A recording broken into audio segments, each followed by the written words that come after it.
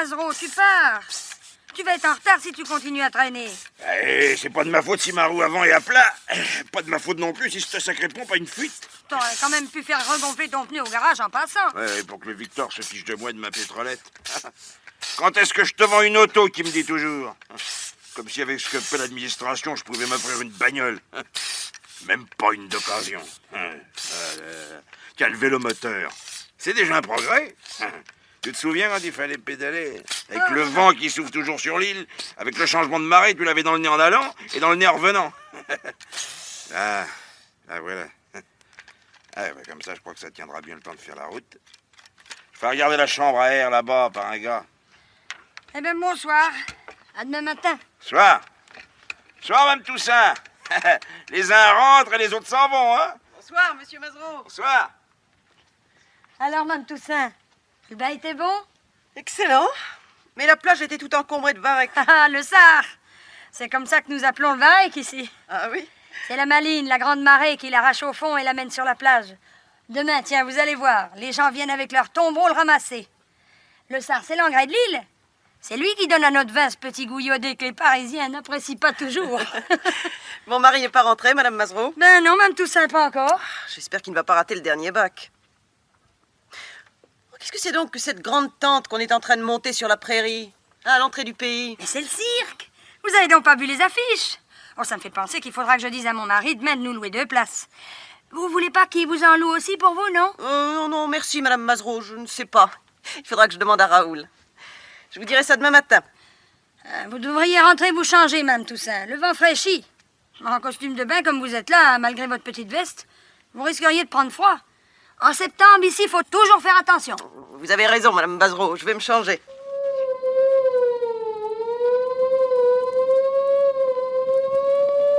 Qu'est-ce que c'est que cette sirène? C'est le signal d'alarme. Une évasion. Ah, mon mari a de la chance, il n'était pas de service. Comment ça? Madame, vous voyez pas que ça se soit produit pendant qu'il était de service? Ah, vous parlez d'ennui. Remarquez que ça va pas être drôle quand même. Ils vont être sur les dents, lui et ses collègues. Oh, lui encore, il va rester à son poste dans l'enceinte du pénitencier. Les autres, même ceux qui sont normalement de repos, ils sont bons pour les rondes et les battues dans toute l'île. Jusqu'à ce qu'on retrouve l'évadé. Et ça peut durer longtemps? Bon, ça dépend. 1 jour, 2 jours, 1 semaine, peut-être. Il y en a qui ont tenu 15 jours, hein, en mangeant du raisin et ce qu'ils peuvent chipper dans les champs et les jardins. En se cachant dans les vieilles maisons abandonnées ou dans les casemates en ruine, ça manque pas. Vous n'avez pas peur? Mais peur de quoi? C'est bien rare qu'ils soient dangereux. Le plus souvent, vous savez pas pourquoi ils s'évadent? Pour embêter les gardiens, pas autre chose. Ils savent qu'ils n'ont aucune chance de réussir. Pourtant, le continent n'est pas si loin. Bien sûr, mais dès que la sirène donne l'alarme, l'île est bouclée. Même que si M. Toussaint n'est pas encore dans l'île, vous risquez de l'attendre assez tard. La première chose qu'on fait, c'est d'arrêter les bacs, de les fouiller. Et quand ils repartent, on passe tout au peigne fin. Il n'y a pas que le bac pour quitter l'île. Mais tous les ports sont fermés. On me dirait qu'un yak ou un canot peut partir d'un point quelconque de l'île. Mais il n'irait pas loin sans se faire repérer. Et un bon nageur? La côte en face est toute proche. Quand le temps est clair, on croirait la toucher. Ah, mais il y a les courants. À cette saison, surtout, il n'y a pas un nageur qui pourrait leur résister. Tous ceux qui ont essayé se sont noyés.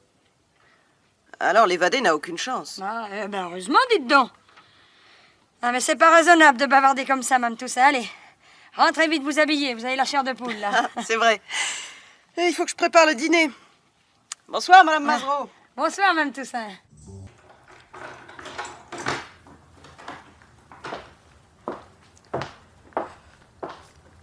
Oh. C'est vrai que j'ai froid dans ce maillot de bain mouillé. Ah, vite mes vêtements. Bonsoir, Hélène. Tiens, tu étais rentré, Raoul? Les Mazereau ne t'ont pas vu? Où as-tu mis la voiture? Ah, tu veux me frotter le dos? Volontiers. Ça me rappellera des choses. Pierre! C'est toi, Pierre? Ne crie pas. Ne crie surtout pas. Oui, c'est moi, Pierre. Ce n'est pas Raoul, mon cher cousin et successeur. Tu me promets de ne pas crier? Un cri de pudeur serait déplacé. Ce n'est pas la première fois que je te vois nu. Et un appel au secours serait dangereux. Un évadé du pénitencier ne sait pas de quoi c'est capable? Oui. C'est pour moi que la sirène vient de donner l'alarme, avec un peu de retard d'ailleurs. Alors, c'est bien entendu? Tu ne cries pas et tu ne bouges pas. Non, non, je te le promets. Bien. Habille-toi. Je vais en faire autant. Comment cela? Tu ne crois pas que je vais garder sur moi ce pyjama un peu trop visible, non? La vraie élégance est discrète. Où Raoul met-il ses vêtements? Dans cette armoire? Oui. Nous avons la même taille, mon cher cousin et moi. Quand nous étions étudiants, il me chipait mes affaires. Je peux bien lui rendre l'appareil aujourd'hui, emprunter un pantalon et un sweater. Remarque, c'est moins grave que de prendre une femme. N'est-ce pas, Hélène? Non, ne bouge pas. Ne crois pas que tu vas te sauver. Je ne voulais pas me sauver, je voulais te donner du linge de corps. Les sous-vêtements de Raoul sont dans la commode, à l'autre bout de la pièce. Bien. Je n'y vois pas, la nuit tombe déjà. Il va falloir que j'allume. Ferme d'abord les volets.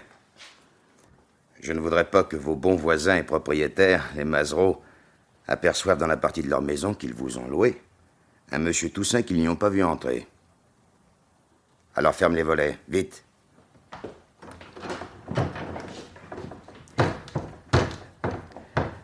Bon, maintenant tu peux allumer. Monsieur Mazereau n'est pas là. Je sais, je l'ai vu partir. Mais sa femme est là. Tu causais avec elle à l'instant? Monsieur Mazereau. Tu es bien poli avec lui. Là-bas aussi, il faut être bien poli avec lui. Mais il faut l'appeler chef. Oui, chef. Bien chef. Il n'y a pas une ceinture avec ce pantalon? Si. En voilà une. Il y a 4 ans, il aurait tenu 100. Raoul et moi avions exactement les mêmes mesures. Mais depuis, j'ai un peu maigri. Pierre, comment as-tu pu... Maigrir? Oh, facilement. C'est une question de régime, tu sais. Ça t'intéresse pour ta ligne? Tu n'as pas l'air d'en avoir besoin, pourtant. Tu n'as pas changé. Tu es toujours aussi belle. Je voulais dire, comment as-tu pu t'évader? Ah, c'est plus facile qu'on ne croit. On n'est pas toujours bouclé dans le pénitencier. Il y a des corvées, des travaux à l'extérieur. On est surveillé, bien sûr. Mais on ne peut pas mettre un gardien derrière chaque homme, forcément. Alors il suffit de s'entendre avec les copains et de guetter le bon moment. Qu'est-ce que j'ai fait? Pierre, tu n'as aucune chance. Tu crois ça? Parce que cette bonne Madame Mazereau te l'a dit? Tu te trompes, Hélène. J'ai une chance. Une belle chance. Ma chance s'appelle Hélène. Moi? Oui, toi. Est-ce que tu te figures que c'est le pur hasard qui m'a conduit ici, dans cette maison? Si tu veux, oui. Il y a eu un hasard. Il s'est produit il y a 3 semaines. Ce jour-là, sur le chemin de la plage, tu as croisé une corvée.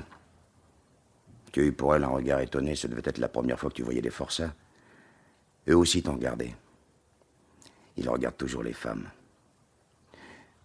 Tu étais en short et en bustier. Je ne te répéterai pas ce qu'ils ont dit de toi et sur le moment, et plus tard. Toi, tu as vu les uniformes. Tu n'as pas vu les hommes.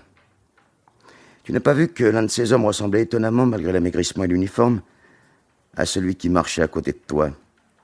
Le gardien non plus n'a rien remarqué. Il n'avait Dieu que pour toi. Il n'a pas même dû voir Raoul.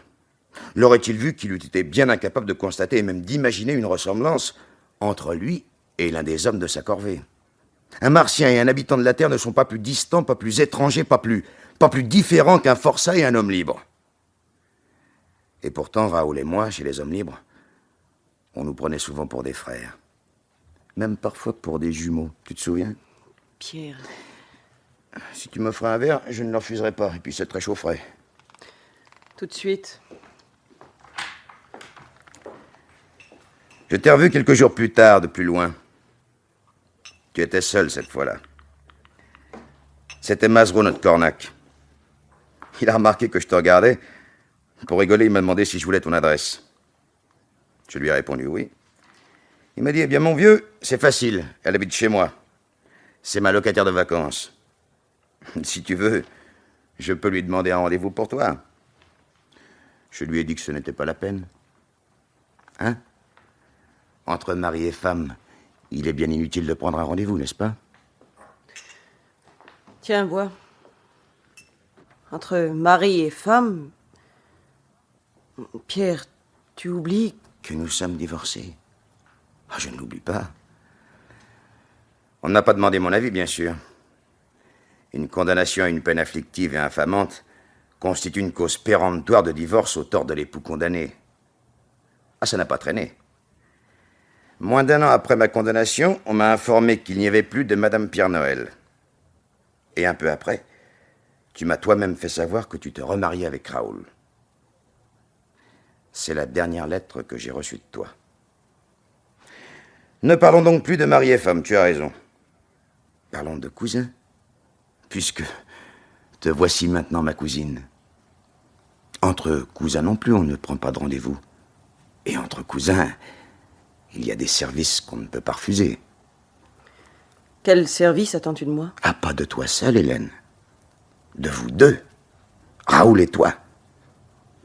J'attends que vous m'aidiez. T'évader? Oui. Tu es fou, comment veux-tu? Un petit tour de passe-passe. Sans risque, rassure-toi. Quand Masro m'a dit que tu habitais chez lui, j'ai vu là ma chance. Je connaissais sa maison. Il nous est arrivé de passer devant. Dès lors, rien de plus simple que mon plan. Je fausse compagnie à une corvée, je me planque ici. La maison d'un gardien, c'est bien le dernier endroit où on ira chercher un évadé. Et ensuite? Ensuite, j'attends. J'attends que les battues dans l'île aient cessé. Que la surveillance des bacs se soit relâchée quand on croira que j'ai réussi malgré tout à gagner le continent. Pendant ce temps-là, je me fais dorloter un peu par vous deux, mes chers cousins. Je me retape. Tu cuisines toujours aussi bien, je suppose. Et mes cheveux repoussent. Et un beau jour, oui, Monsieur et Madame Raoul Toussaint quittent ensemble cette île de délices estivales pour retourner à leurs affaires à Paris. Naturellement, ce jour-là, le Raoul Toussaint qui présente ses papiers à un éventuel contrôle, tu vois qui c'est. Et si le lendemain, un autre Raoul Toussaint quitte l'île seul, et que l'on se souvienne du premier, il pourra toujours dire qu'il est revenu sans être contrôlé. Les contrôles ne dureront pas éternellement. Ne réponds pas. Madame Toussaint, votre mari n'est toujours pas rentré. Si vous voulez bien manger la soupe avec moi. Dis-lui que tu es souffrante. Mais attention, hein, rien de plus. Merci, Madame Masro, c'est très gentil. Mais j'ai un peu mal à la tête. Je crois que vous aviez raison, j'ai dû prendre froid. J'allais me coucher. Bon, vous faites bien. Alors j'insiste pas, hein. Bonne nuit. Bonne nuit, Madame Masro.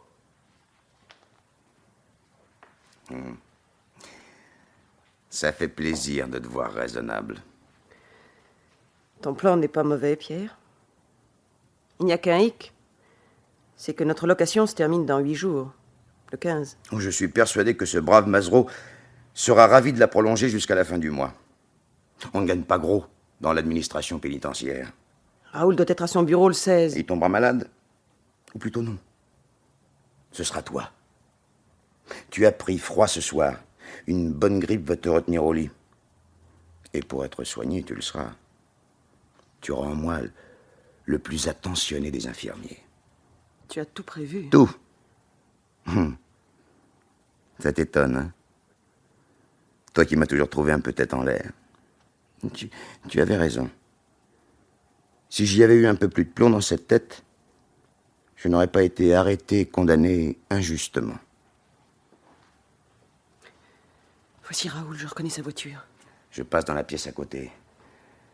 Je veux lui éviter une trop grosse surprise. La joie fait peur à ce qu'on dit. Je te laisse préparer Raoul à la joie de revoir son petit cousin.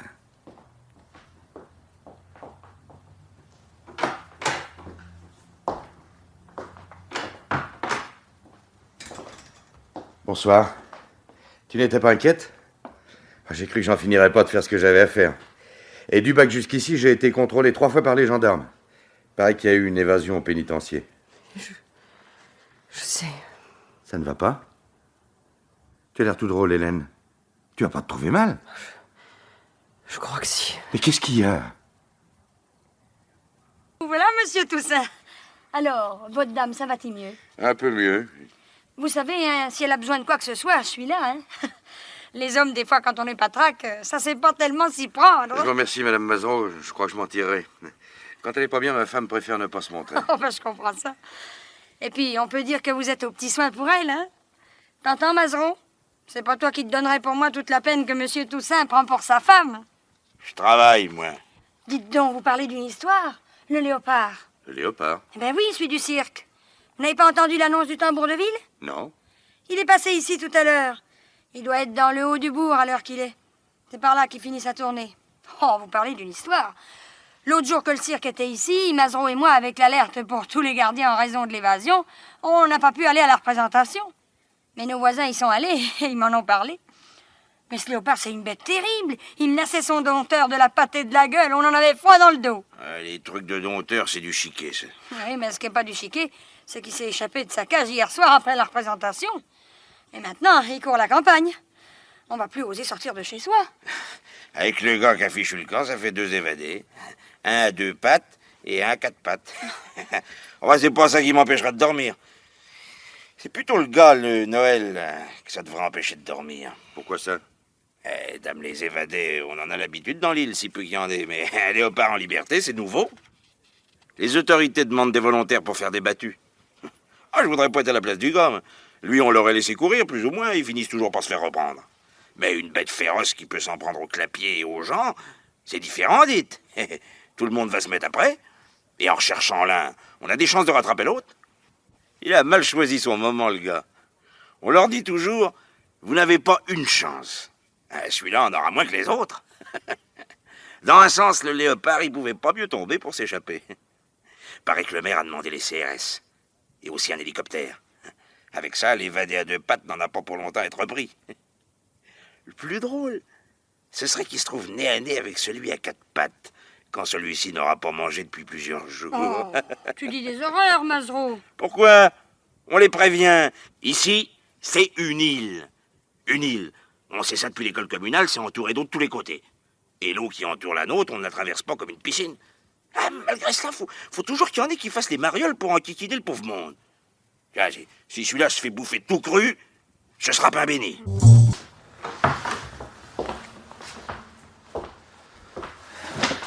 Alors, Raoul, quoi de nouveau dans le monde extérieur? Tu n'as pas oublié le journal, j'espère? Non. Fais voir. Tu n'as pas l'air de bonne humeur, Raoul. Si c'est l'effet de ta promenade, qu'est-ce que tu dirais si tu étais séquestré dans cette maison? T'appelles ça une promenade, toi? Traverser la moitié de l'île pour aller acheter des médicaments dont tu n'as pas besoin. J'en aurais besoin si ça continue. Ah, c'est amusant. Ah, pas votre dispute, non.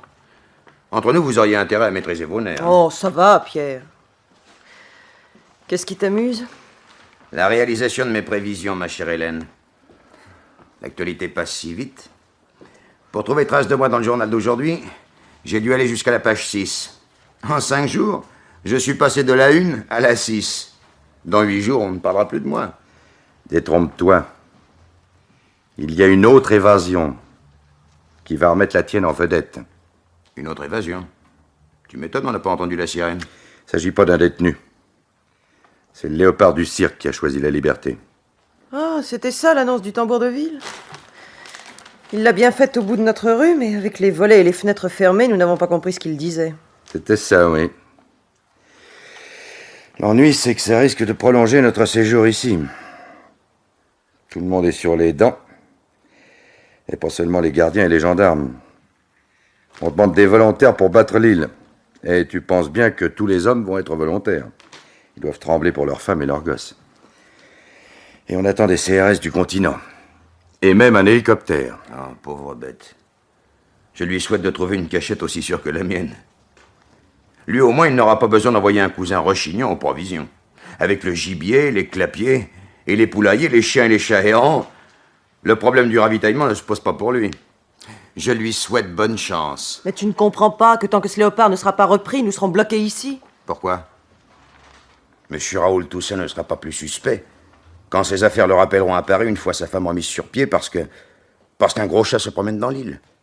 Mais bon Dieu! Mais là, en sourdine, veux-tu, Raoul? On ne crie pas comme ça dans une chambre où il y a une malade. Est-ce que je crie, moi? Oh non, bien sûr. Tu ne cries pas. Tu parlais bas. Vous parliez bas, tous les deux, quand je suis rentré. Serait-ce un accès de jalousie, mon cher cousin? Tu veux savoir le sujet dont Hélène et moi nous entretenions? Je m'en doute. Ah oui, je m'en doute. Non, non. Peut-être pas exactement. Tu crois que je m'informais encore une fois auprès d'Hélène de la date de la naissance de votre amour à tous les deux? Tu te trompes. Ne m'avez-vous pas assuré l'un et l'autre qu'il n'y avait rien, mais rien entre vous avant, disons avant ma mésaventure judiciaire? Que ce n'est qu'après mon arrestation que vous vous êtes vus plus souvent pour organiser ma défense. Et que c'est seulement après ma condamnation que votre cousinage a pris un cours plus tendre. Mais pourquoi ne vous croirais-je pas? mais je vous crois. Tu le dis sur un ton? Mais c'est toi qui l'entends sur ce ton. Mais encore une fois, Hélène et moi, nous parlions d'autre chose. De ma condamnation, précisément. De mon injuste condamnation. Injuste. C'est peut-être trop dire. Je ne parle pas de mes détournements. De ces détournements que j'ai commis pour toi, Hélène. Tes bijoux, tes fourrures, ta voiture. La mienne ne te suffisait pas? Ce n'était pas ta voiture, c'était celle que ton patron mettait à ta disposition. Et c'était un clou. La preuve, cette panne. Alors, en somme, c'est elle qui t'a perdu. C'est une façon de voir les choses, oui. Mais ces détournements, Hélène, ça m'aurait valu quoi? 2-3 ans de prison. Ce n'est pas ça qui m'a amené ici. C'est le meurtre de Jourdan. Le meurtre de mon patron. Ce meurtre qu'on n'a pas prouvé. Ce meurtre pour lequel j'ai été condamné du seul fait de présomption. De présomption grave, précise et concordante. Tu les as jugées telles, Raoul? Pas moi. Le tribunal. Et le jury. Mais bon Dieu, je n'ai pas tué Jourdan! Je ne l'ai pas tué! À l'heure où le crime a eu lieu, j'étais à 60 km de Paris, à mi-chemin d'Orléans, sur la route, dans ma voiture, en panne!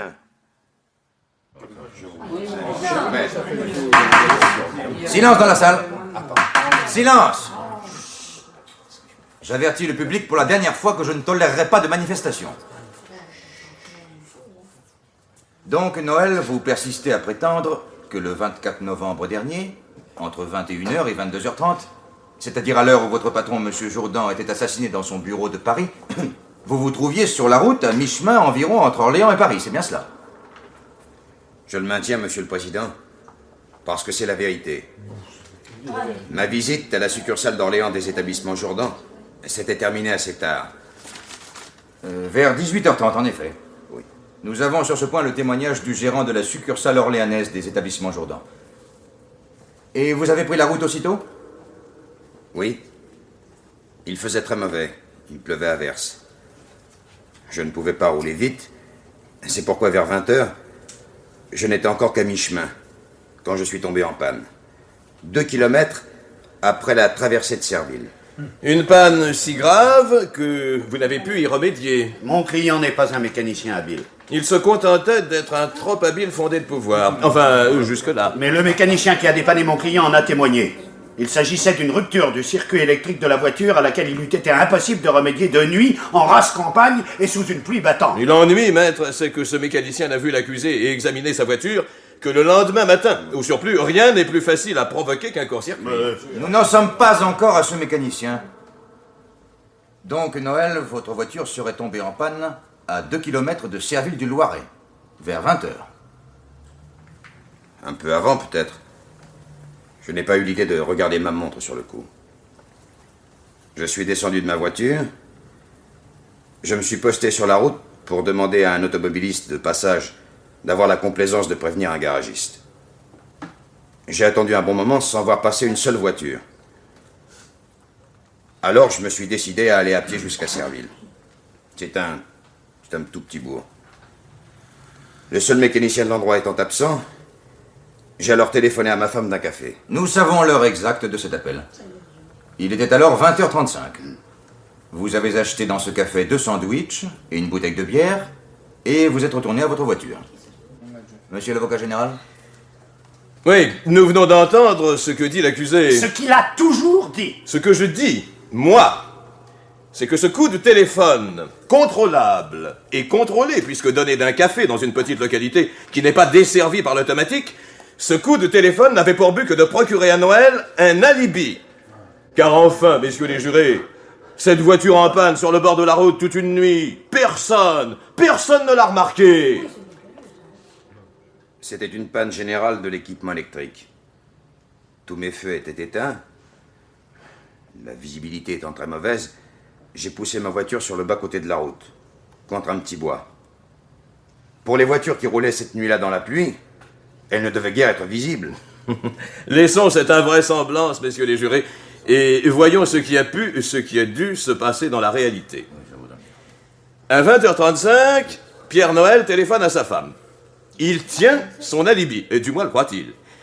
Il lui faut une demi-heure tout au plus pour regagner sa voiture. Il est alors 21h, 21h10, la route est à peu près déserte, et c'est lui qui nous l'a dit. Il peut donc rouler vite. Malgré la pluie, il ne lui faut pas plus d'une heure pour être à Paris. Il se rend immédiatement au siège des établissements Jourdan. Il a rendez-vous avec son patron.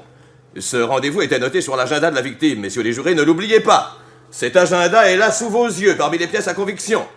Vous pouvez y lire, de la main de l'infortuné Jourdan, cette mention, à la date du 24 novembre, 22h, Noël.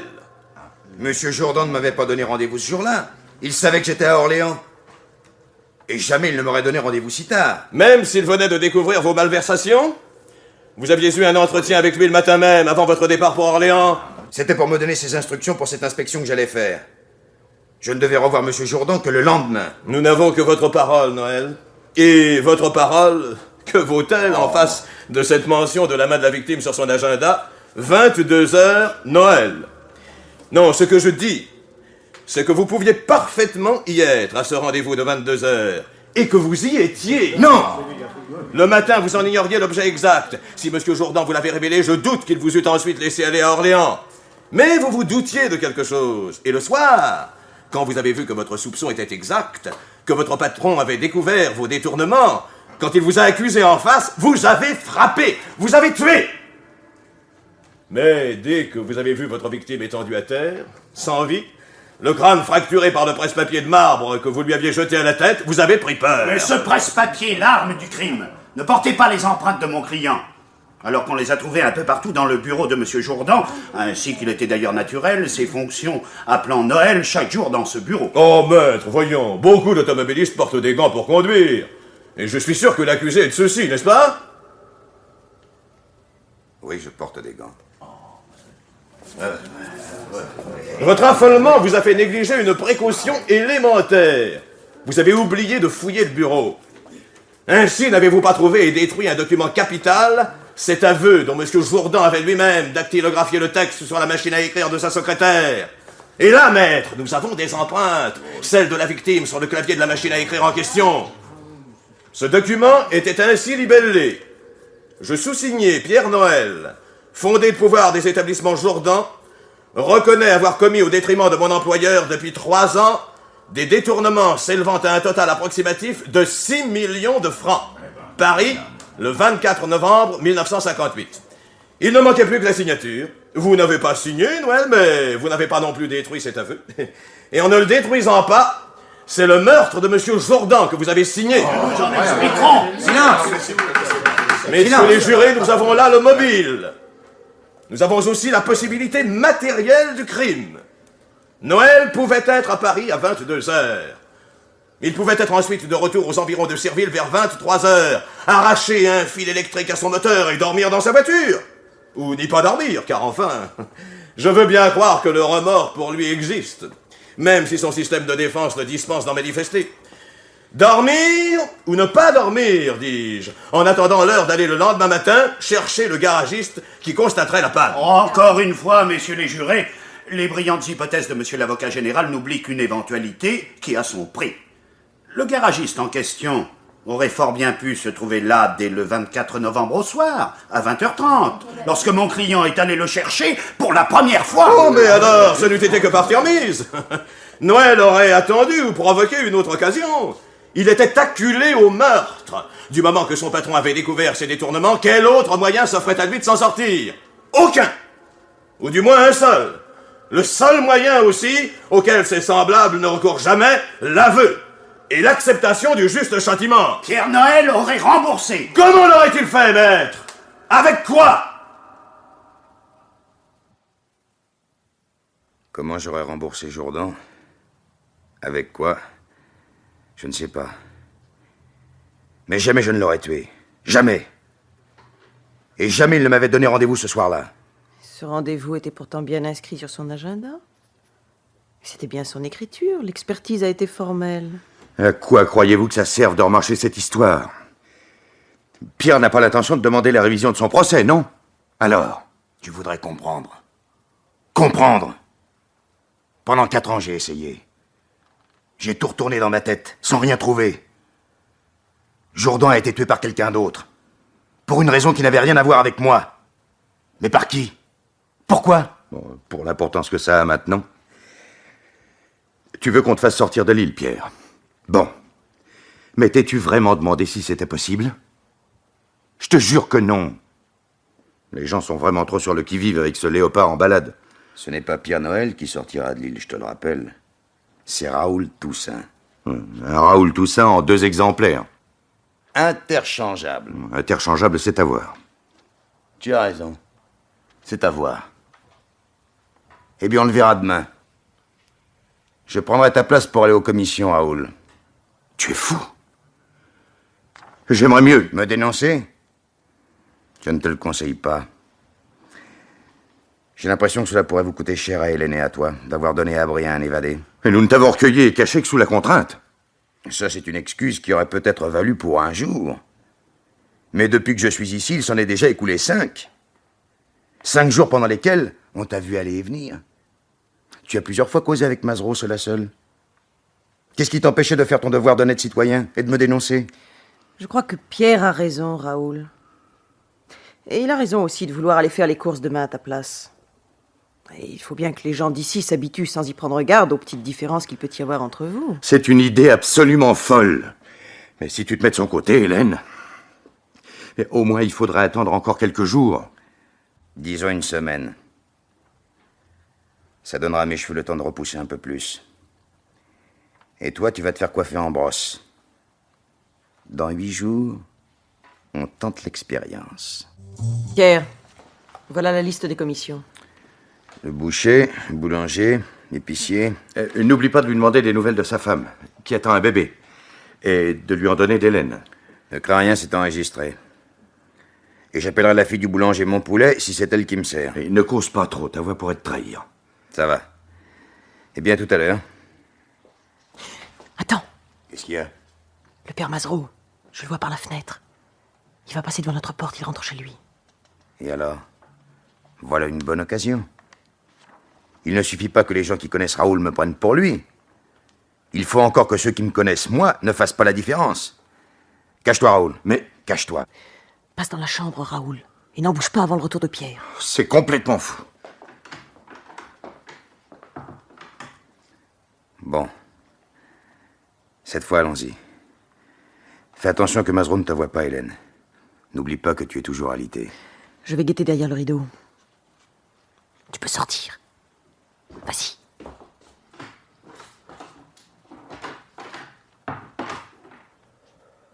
Alors, Mazereau l'a reconnu? Non, tout va bien. Ne bouge pas, je te rejoins dans la chambre.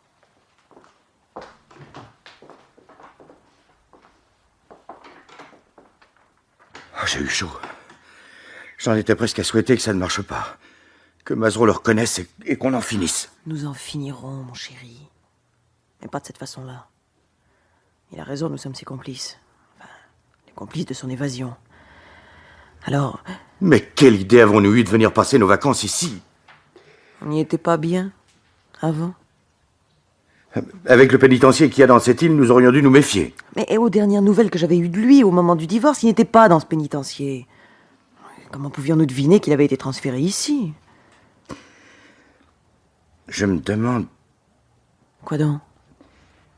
Je me demande si tu ne l'as pas fait exprès de choisir cette île. À cause du pénitencier, précisément. Pour voir de près comment c'est fait, à quoi ça ressemble, les hommes qui y sont. Pour voir ce qu'était devenu Pierre. Au lieu de te poser une question aussi stupide, Il ferait mieux de chercher la façon de nous sortir de cette situation où nous sommes. Je ne m'y plais pas plus que toi. Crois-le bien. Je cherche. Mais je suis pas doué, moi. Pour les solutions aux situations impossibles, je te fais confiance, Hélène. Cette fois-ci, comme l'autre fois. Ne t'en es-tu pas trouvé bien, mon chéri? Où en serions-nous sans cette solution que j'ai trouvée l'autre fois? Toujours au rendez-vous clandestin. Au voyage mis à profit en tremblant à l'idée d'un retour à l'improviste. Ah, si tu pouvais la trouver cette fois-ci aussi vite qu'il y a 4 ans, la solution. Ah, j'ai admiré ton génie de l'improvisation. Je suis sensible aux compliments. Tu te souviens, le 24 novembre, c'était vers 8h15. 8h15 du soir. Nous étions chez toi. Chez nous. Au domicile conjugal de Monsieur et Madame Pierre Noël. Oui.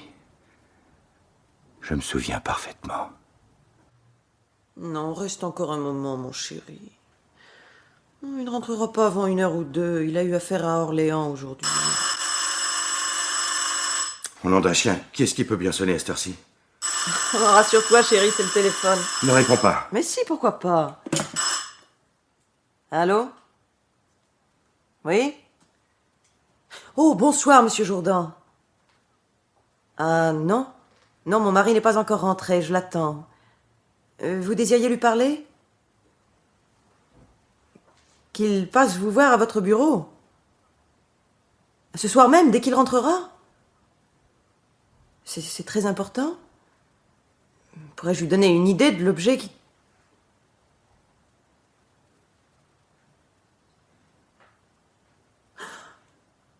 Oh non. Non, ce n'est pas possible, monsieur Jourdan, ce n'est pas possible. Pas Pierre! Non, il y a sûrement une erreur. Je comprends. Non, je comprends. Mais je ne peux pas croire cela, monsieur Jourdan. Oui, monsieur Jourdan. Oui.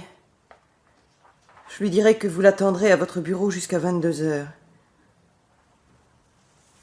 S'il a quitté Orléans vers 19h, il ne devrait pas tarder à être là. Pardon? Vous préférez que je ne lui répète pas ce que vous venez de me dire? Comme vous voudrez. Comme vous voudrez, monsieur. Oui, je comprends. Je suis sûre que c'est une erreur.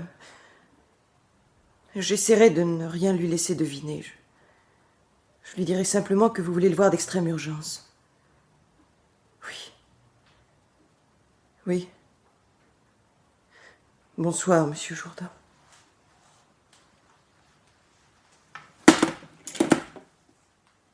Ça alors? Mais que se passe-t-il? Tu as l'air toute retournée. Il y a de quoi?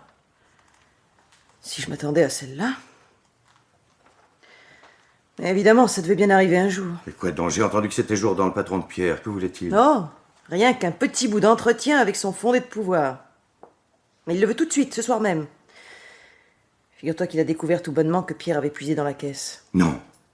Il a dû s'y prendre comme un imbécile pour maquiller les écritures. Nous voilà frais. Nous? Pierre et toi? Mais toi, tu n'es pas dans le coup. Dis pas de bêtises, mon chéri, veux-tu? Mes bijoux, mes fourrures, mon auto, tu crois que Jourdan va m'en faire cadeau? Pour le rembourser du reste, je ne pense même pas que le mobilier suffira. Ah, tu calcules vite. Je te l'avais dit. Je pensais bien qu'il se ferait prendre un jour. Je ne croyais pas que ce serait si tôt. J'espérais d'ici là avoir le temps de m'organiser, de me retourner. Ah, si tu avais accepté de quitter Pierre dès que je te l'ai offert... Mais c'était pas si simple. En tout cas, tu sais que tu peux compter sur moi, Hélène. Je suis là. Bien sûr, bien sûr. Jourdan m'a tout lâché. Qu'il avait mis la main sur la preuve des détournements de Pierre. Le coup était dur à avaler et il n'a pas pu le garder sur le cœur. Mais aussitôt après, il m'a demandé de dire simplement à Pierre qu'il veut le voir ce soir même, dès son retour d'Orléans, sans lui laisser entendre que ses vols sont découverts. Il réglera son attitude d'après la réaction qu'aura Pierre quand il lui jettera son accusation à la face. Qu'est-ce que tu en penses? Avec Pierre, on ne sait pas. Il Il peut s'écrouler. Il peut aussi bien réagir violemment. Encore! Oh, cette fois, elle répond pas. Mais si, c'est peut-être Jourdan qui s'est ravisé. Allô? Oui, c'est bien ici? Oui, j'attends. On m'appelle de Serville, dans le Loiret. Allô? Oui? Oui, c'est moi, Pierre. Qu'y a-t-il? Tu es en panne. Tu dois passer la nuit sur place. Oui. Oui, je comprends. Que veux-tu, mon chéri? Je me ferai une raison. Oui. Oui. Du nouveau? Non, il n'y a rien de nouveau. Non, il n'y avait rien au courrier. Oui. Tâche de passer quand même une bonne nuit, mon chéri. Je t'embrasse. À demain. Alors? Pierre est tombé en panne, en plein bled, à 60 km de Paris. Il n'a pas trouvé de mécanicien. Il doit passer la nuit sur place dans sa voiture. Il dit qu'il fait un temps de cochon. Tu es bien sûr qu'il téléphonait de là-bas? Aucun doute, j'ai eu d'abord la postière qui a établi la communication avec le café d'où il appelait. Mais pourquoi cette question? Tu crains un piège? Ah, rassure-toi, Raoul chéri. Pierre ne se doute de rien. Pourquoi ne lui as-tu pas fait part de l'appel de Jourdan? Pourquoi? Je ne sais pas, je n'y ai pas pensé. Et ça n'avait pas d'importance, puisque de toute façon, il ne sera pas de retour à Paris avant demain. Tu vas prévenir Jourdan. À quoi bon? Il verra bien que Pierre n'arrive pas. Il va se demander ce que ça veut dire. Et il est capable de retéléphoner ou même de venir ici. C'est vrai, ça. Il aurait une surprise en te voyant. C'est un myope qui ne porte pas de lunettes. Il serait capable de te prendre pour Pierre. Attends, Raoul. Attends. Quoi? Laisse-moi réfléchir. Une idée. Oh, mais oui, une idée. Le moyen de nous en sortir. De nous débarrasser de Pierre. Mais il est là. Je ne comprends pas. C'est pourtant simple. Jourdan attend la visite de Pierre. Il va la recevoir. Et cette visite se terminera mal pour lui. Tu veux que je me fasse passer pour Pierre? Que j'aille à sa place à ce rendez-vous? Que je... Oui. Je le veux. Et tu le voudras, Raoul. Si tu tiens à moi comme tu le dis. Pourquoi fallait-il me rappeler ça, Hélène? M'obliger à revoir tous les détails. L'étonnement de Jourdan quand il a vu que ce n'était pas à Pierre qu'il avait ouvert la porte. À ce moment-là, je ne pouvais plus reculer. Il était trop tard. J'ai sorti le revolver de Pierre que tu m'avais donné. Mais dans mon affolement, j'ai pas pensé à retirer le cran de sûreté. C'était un cauchemar atroce et ridicule. Jourdan avait été médusé, mais il se ressaisissait, il allait crier. Alors j'ai pris le presse-papier de marbre qui se trouvait sur son bureau et je le lui ai jeté à la tête, si violemment qu'un des angles a déchiré mon gant. Il est tombé raide. Il a été tué sur le coup. Après, je me suis souvenu de toutes tes instructions. J'ai tapé sur la machine à écrire qui était là à l'aveu que tu m'avais dicté. Je sous-signais Pierre Noël. Reconnais. Je me souviens de la formule. Le plus pénible, ça a été d'appliquer les empreintes de Jourdan sur la machine à écrire. Je me demande comment après ça j'ai pu garder assez de sang-froid pour refermer la porte tranquillement et ne pas dégringoler l'escalier 4 à 4. Peut-être parce que je t'entendais encore me dicter tout ce que je devais faire, me dire de ne pas m'affoler. N'avais-je pas raison? Est-ce que tout n'a pas marché comme je l'avais prévu? Eh bien, mon petit Raoul, crois-moi, cette fois encore, tout marchera comme je le prévoirai. Je trouverai bien. Salaud! Immonde salaud que vous êtes tous les deux! Pierre! J'étais là depuis 10 minutes derrière la porte. Je vous ai laissé parler pour être bien sûr. Alors c'était ça. Le piège dans lequel je suis tombé, c'est vous deux qui me l'avez tendu. Ah, je soupçonnais bien quelque chose entre vous. Mais ça... Ah, ça, non. Je pensais que Jourdain avait été tué par un cambrioleur surpris ou par un ennemi personnel. Il n'était pas temps d'en affaire le vieux. Mais que ce soit vous, vous deux, que ce soit Hélène qui ait machiné tout pour me perdre. Toi, Raoul, tu n'as été dans ses mains qu'un pantin. Ce n'est pas vrai. Hélène m'aimait.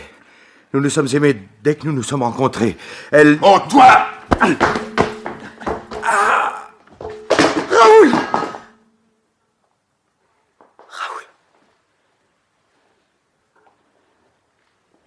Raoul.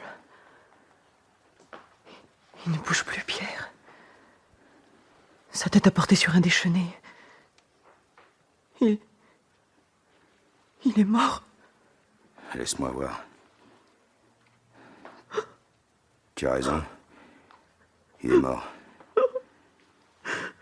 Je ne voulais pas le tuer, mais après ce que je viens d'entendre, je ne le regrette pas. Raoul. Raoul. C'est pas possible. Ah, pas de crise de nerfs, hein. Je t'en prie, pas en ce moment. Qu'allons-nous faire? Mon uniforme, où est-il? Enterré, tu le sais bien, dans les dunes. Tu sauras retrouver l'endroit? Oui, je crois. Qu'est-ce que tu veux faire? En habiller Raoul. Il paraît que des campeurs ont aperçu l'évadé du côté des casemates abandonnés. Eh bien, on le retrouvera par là. Il aura fait une mauvaise chute.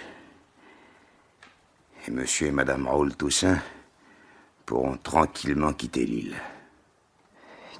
Tu as imaginé cela tout de suite? Là, Pierre? Prends l'habitude de m'appeler Raoul. Cette fois, ça y est, vous partez. Oh, vous auriez pourtant bien pu rester encore quelques jours, Madame Toussaint. Vous n'êtes pas encore si vaillante.